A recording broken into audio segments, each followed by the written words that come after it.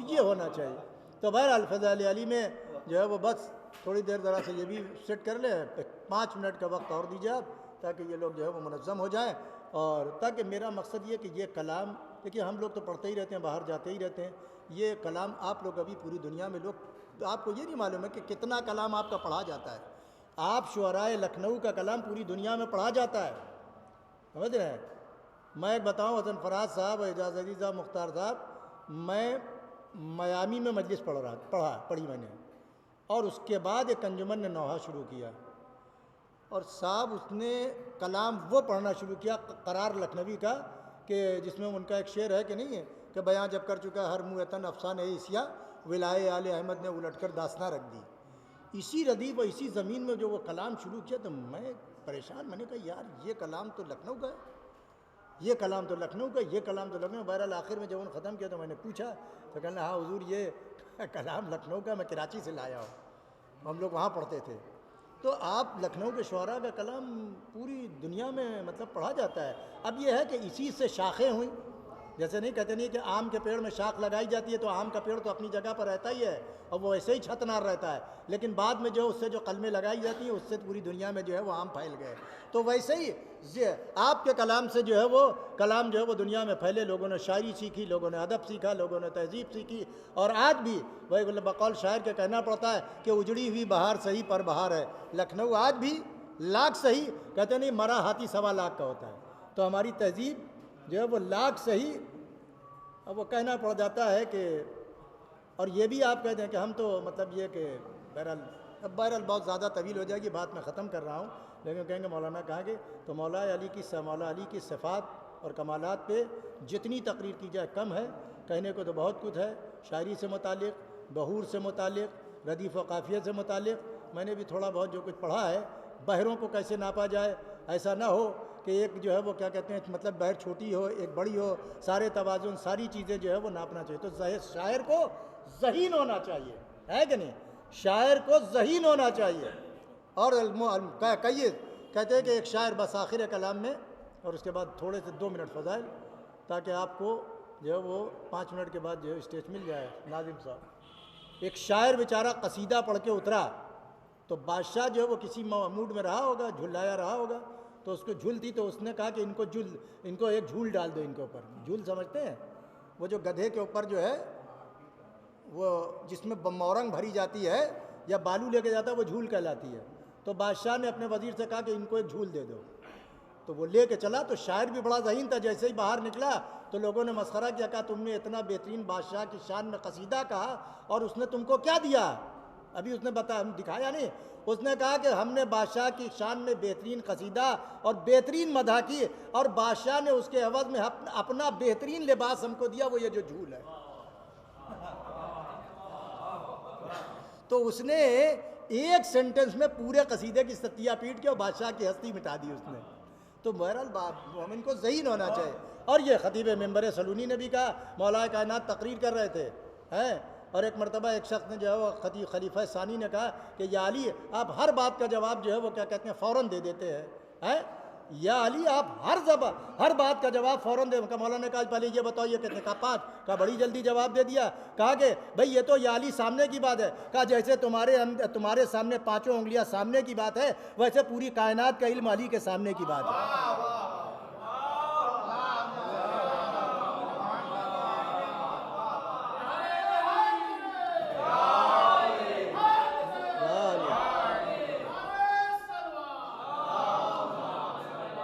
تو ایک مرتبہ تو یہ مات کھائے، پھر اس کے بعد دوبارہ ایک مرتبہ مولا کائنات بیٹھے ہوئے تھے، مولا کائنات دیکھیے جب لمبا آدمی ہوتا ہے اور جو کسی اپنے سے کم قد کے مقابلے میں ساتھ چلتا ہے تو اس کو ذرا سا غرور ہوتا ہے، اسی لیے قرآن نے کہا ہے کہ لا تمشی مرحا، اور زمین پر اکڑ کے نہ چلو، نہ تم بلندی میں پہاڑ کے بلندی برابر ہو جاؤ گے اور نہ جو ہے وہ کیا کہتے ہیں تمہاری ہستی اونچی ہو جائے۔ تو مولا کائنات جا رہے تھے، خلیفہ ثانی بھی تھے، ان کے ساتھ کوئی اور بھی تھا، تو یا پہلے صاحب بھی ساتھ میں تھے، دونوں لمبے رہے ہوں گے، تو انہوں نے کہا کہ یا علی آپ کا قد کم ہے، کہا آپ اس طریقے سے لگ رہے ہیں کہ جیسے لنا میں لام نون الف میں لنا میں جیسے نون کا نقطہ ہوتا ویسے ہی آپ لگ رہے ہیں ہم دونوں کے درمیان میں۔ مولا کائنات نے جواب دیا، کہا بس یہی سمجھ لو کہ اگر میں بیچ سے نکل جائے تو تم کچھ بھی نہیں رہ جاؤ گے، اس لیے کہ لا کے معنی کچھ نہیں، لا کے مانی، یعنی میں نکل جاؤں گا تو کچھ بھی نہیں ہوگا۔ اور اس کا اس نے اعتراف کر دیا کہ لولا علی لہلک اور عمر، اگر علی نہ ہوتا تو علی، اگر عمر نہ ہوتا، علی نہ ہوتے تو عمر ہلاک ہو جاتا۔ اور ایک مرتبہ نہیں 70 مرتبہ۔ ارے یہی تو مسلمانوں سے کہتے ہیں، جب خلفاء کی بغیر علی کے نہ چل سکی تو تمہاری کیا حیثیت ہے کہ تمہاری علی کے بغیر چل جائے گی؟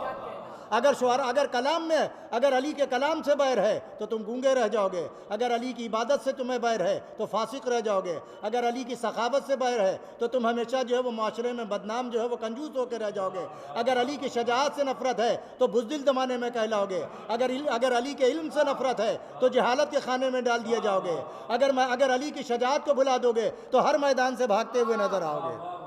تو مولا کائنات کی فضیلت کو اور مولا کائنات کی شخصیت کو سمجھنا چاہیے، اور اسی لیے مولا کائنات اس وقت سب سے زیادہ اہم جو ہے وہ اپنے عقیدے کا تحفظ ہے،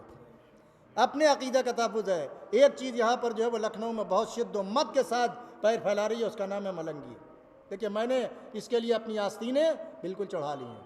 اور مجھے کوئی ہمارے بعض نادان لوگوں نے شہر کے ان کو سپورٹ کیا، جس کی وجہ سے آج ان کی جرات بڑھ رہی ہے۔ آپ کو معلوم ہے کیا کہتے ہیں؟ ان کی نظر میں جو ہے وہ اگر کوئی امام جماعت نماز پڑھ رہا ہے تو وہ نماز جماعت نہیں پڑھ، جماعت کے ساتھ نماز نہیں پڑھتے ہیں۔ کہا گیا کہ کیوں نہیں پڑھتے؟ ایک اس میں کا ایک جو ہے وہ بلائنڈ فالوور کو ہم نے پوچھا یہی مسجد میں، ہم نے کہا کہ تم نے کیوں نہیں پڑھی بیٹا؟ بھائی تم ٹھیک ہے اپنی نماز پڑھتے ہیں نہ پڑھتے میرے پیچھے، لیکن جماعت کا تو اتحاد کرنا ہے، معصوم نے فرمایا ہے اگر تم حدیث کو مانتے ہو تو کہنے لگا کہ مولا آگے ہوتے ہیں، لہذا مولا کے آگے کیسے کھڑے ہو جائیں؟ تو میں نے کہا بھی کربلا معلیٰ میں اور نجف میں جتنے مولا کے گھر کے آگے مکان ہیں ان کی سب کی نماز ہی خراب ہو گئی، پھر اس کے بعد جو عراق کے آگے جتنے ممالک والے ہیں ان کی سب کی نماز خراب ہو گئی، اس لیے کہ سب تو مولا سے آگے نکل گئے۔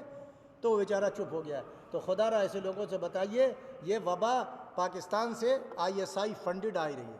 میں بتا رہا ہوں، بالکل اس پہ کان کھڑے رکھیے، اور اپنے بچوں کو وہ اس طریقے سے ہر گھر سے ایک ایک بچے کو نکالنا چاہ رہے ہیں،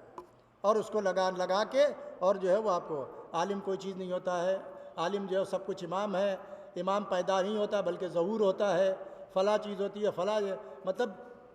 امام زمانہ جو ہے وہ مطلب یہ ہے کہ آئیں گے تو وہ سمجھیے وہ ظہور نہیں ہے، پیدائش ہے ان کے مطلب، یہی ظہور کا مطلب آپ یہی لے رہے ہیں، تو امام پیدا ہوں گے، بھئی امام آ چکے ہیں، امام پیدا ہو چکے ہیں، تو یہ لوگ پیدائش کے ابھی ظہور ولادت کے لکھا تھا کہ ولادت سکینہ کے بجائے ظہور جناب سکینہ، یہ میں نے خود دیکھا۔ تو لہذا اس پہ ہوشیار رہیے، اپنے بچوں کی صحیح طریقے سے دینیات کی تعلیم دیجیے۔ مدرسے تو کیا چلیں گے، مدرسہ کھولا جاتا ہے لوگ، لیکن نہیں ہے تو کم سے کم پرائیویٹ پڑھے لکھے لوگوں سے اپنے بچوں کو پڑھوائیے، تاکہ دین، مذہب، عقیدہ،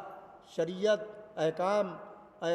مسائل شریعہ کو جان جائیں، اور اسی طریقے سے جو ہے وہ بہترین جب روحانیت ہوگی، اور جب کیا کہتے ہیں مطلب بچے پڑھیں گے تو اچھا شاعر، تو کوئی اس دور کا انیس بنے گا، کوئی اس زمانے کا دبیر بنے گا، کوئی اس زمانے کا ناسخ بنے گا، کوئی اس زمانے کا آتش بنے گا، پھر جو ہے وہ گلزار نظم جو ہے وہ پھر لہلہانے لگے گی۔ میں دعا کرتا ہوں کہ مولا کائنات کے صدقے میں جو بزم حسن افتخار العلماء میرے جد مرحوم نے اس کی بنیاد رکھی تھی، جس میں ہمارے اعجاز ماموں کے والد، ہمارے استاد اکمال صاحب اور دیگر شعراء، حیدر صاحب جو اس زمان انور رائے بریلی سب لوگ تھے، تو بڑی اچھی محفلیں ہوتی تھیں۔ لہذا کوشش یہی ہے کہ بزم حسن کے زیر نگرانی کم سے کم 2 مقاصد ترحی ہوتے رہیں، اور اس کے علاوہ اور ولادت وغیرہ کے موقع پر باقاعدہ ہو، تاکہ نیا کلام ہے۔ لیکن میں نئے کہنے والوں سے ضرور اتنا حق رہتا ہوں، کیونکہ اب اس عمر میں ہم ہیں 57 سال کے کہہ سکتے ہیں، کہ جو نئی جنریشن اور نئی پود جو کلام کر رہی ہے وہ بزرگ شعراء کی عزت کرے اور ان کو دکھائیں ضرور۔ ہمیں یاد ہے کہ خود نانا مرحوم عالم تھے، مجتہد تھے، پڑھے لکھے تھے، ساری دنیا جانتی ہے، متقب ہے، لیکن جب اپنا کلام پڑھتے تھے تو کبھی مولانا اکمال صاحب ہمارے استاد کو دے دیتے تھے کہ ذرا دیکھ لیجئے گا اس میں کوئی کمی تو نہیں ہے، کبھی حیدر صاحب کو دے دیتے تھے، تو یہ لوگ جو ہے وہ کلام کی اصلاح کرتے تھے۔ تو لہذا میں امید کرتا ہوں کہ آج جو ہے وہ شاعری جو نئے جنریشن کے کلام پڑھ کہہ رہے ہیں وہ اپنے شعراء کو دیں۔ پروردگارہ محمد والے محمد کے واسطہ ہمارے مسائل کو حل فرما، پروردگارہ میری والدہ میری خالہ کو شفا کامل عطا فرما، پروردگارہ علیہ عباس صاحب کا داماد زخمی ہے اسپتال میں، اس کو صحت و تندرستی عطا فرما، پروردگارہ گلریز کی اہلیہ اور محسن صاحب کے ماموزاد بھائی ان لوگوں کو بھی شفا کامل و عاجل عطا فرما۔ اب میں گزارش کر رہا ہوں جناب عباس مہدی صاحب سے کہ وہ آئیں اور ترحی مقاصدے کا باقاعدہ طور پر آغاز کروائیں۔